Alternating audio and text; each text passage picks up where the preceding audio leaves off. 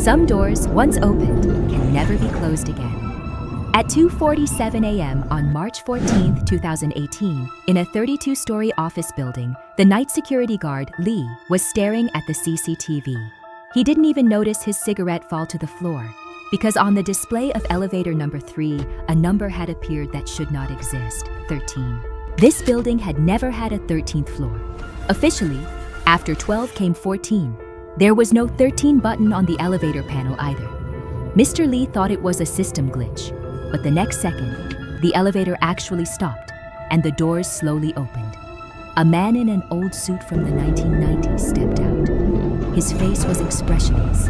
He didn't look around, as if he was just returning to his own office. The moment the doors closed, 13 flashed once. The display immediately jumped back to 32, as if the previous moment had just been a frozen frame. Mr. Lee rushed over and pressed the recall button. The elevator began to descend. 15, 14, 12. It deliberately skipped that one spot in between, as if avoiding something on purpose. The next day, the property management didn't believe it and called in engineers to measure.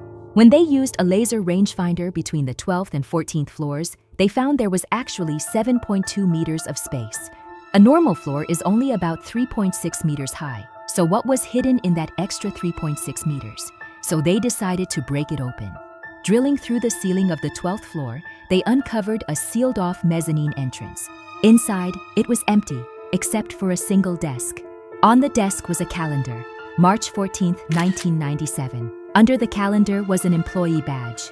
The person in the photo was the very man who had stepped out of the elevator the night before. On the back of the badge was a line of text. "If you see this, it means I'm still on the 13th floor." Mr. Lee's hands trembled as he dug through the property records. This building didn't even start construction until September 1998. What was an employee badge from 1997 doing here? And from which floor did that man step out last night?